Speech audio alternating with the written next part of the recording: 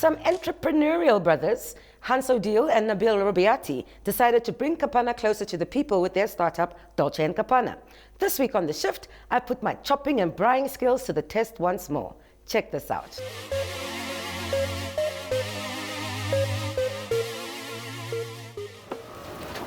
This is Dolce and Kapana, ma'am, like I told you earlier. Cool. So quite a little setup in here, the whole kitchen. The whole kitchen, it's easy, nice, and it's also tidy up here and very comfortable also. But it can also get extremely hot, but we got windows out here at the back too. So we normally do our meals here and the other side. So Capanna is the speciality. Capanna, everybody speaks about Capanna in Windhoek, so we actually made it easier for guys that are living uptown here. So you don't have to drive a long distance to Katutura, waste of petrol too, so it's also another expense. So I see. So what is the procedure? the procedure is like, it's a meal, it costs 60 bucks. Okay. It's normally a fat cake, in Katutura we say jangi. Yeah, and then we cut the Capanna in pieces, we fill it up with salsa, which is onion and tomatoes. We fill it up with Capanna spice, everybody knows that, bamboo spice. It's actually that. Yeah. Okay, great. The meal costs 60 bucks. Nice. Sure. Cool, and I see the cuts of meat are also a bit different from the ones that they make in Katutura. Yeah, because I normally use the same type of meat every time. It's beef. I only do strictly beef. Okay. Yeah. Great, let's do this. Let's do this then. That's how we usually first they have to wash your hands before you do any meal. That's hygiene. It's always part of any type of fast food. You actually have business people coming to I've by. got business people that are always coming. I've got regular customers.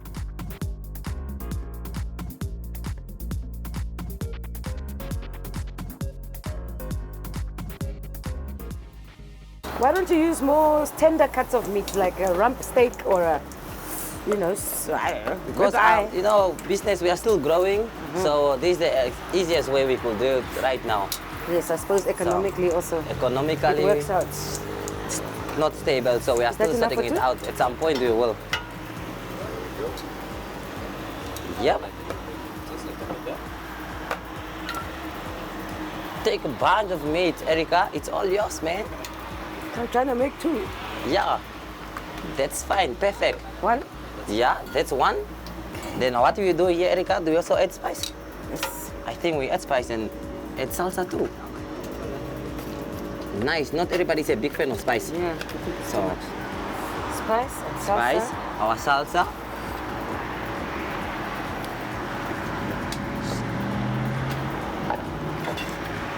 Perfect. Oops. Oops.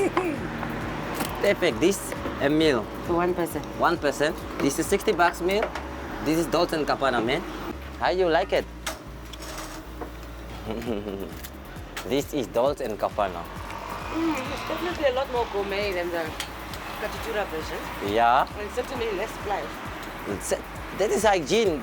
Most of the time that when you do business, such food, hygiene is the first thing you have to focus on. Hanso, please tell me, what's the inspiration behind Dolce and Kapana?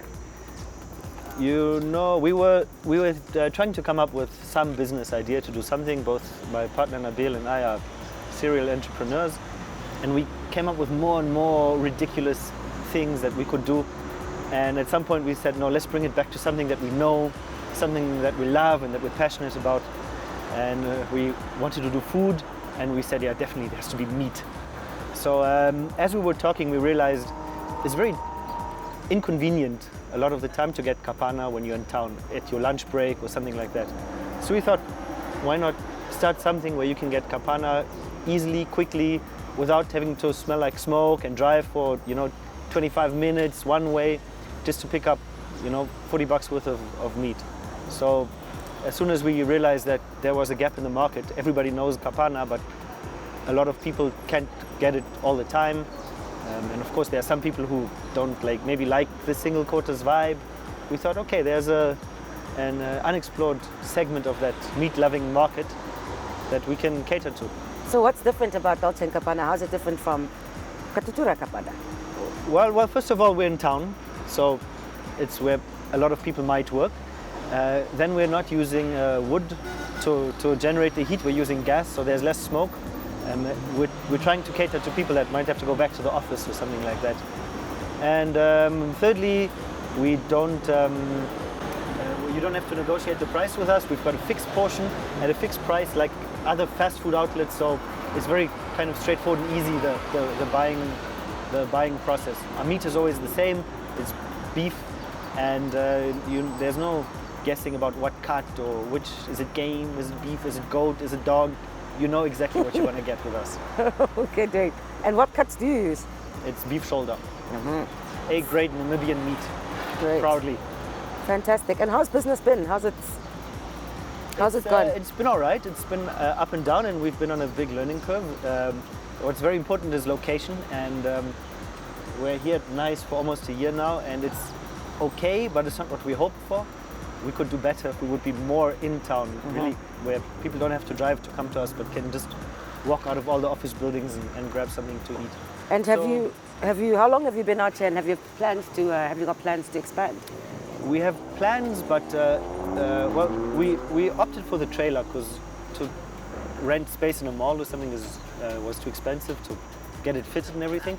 So we can, in theory, go anywhere, but the municipality is not very kind to businesses, to food vendors. I think to all vendors, to small and businesses. So it's very difficult to get a spot anywhere in town because most open spaces and sidewalks belong to the municipality, and they are not keen to support entrepreneurs. So it has to be somewhere where it's private property, and it's difficult to get there. Okay. Luckily, we also do events. So actually, our biggest where we get our income basically from doing events, corporate functions or festivals and things like that. And what other challenges did you meet when you started the business, and how did you overcome them? There are so many little things. It sounds almost silly if you say them, but in the beginning you imagine how something is going to work, and then nothing quite works out that way. From the way the gas works and electricity and just little layouts in the kitchen. You just have to be. I think it was important for us to be in the business and to work there ourselves, so we could see what changes have to be made.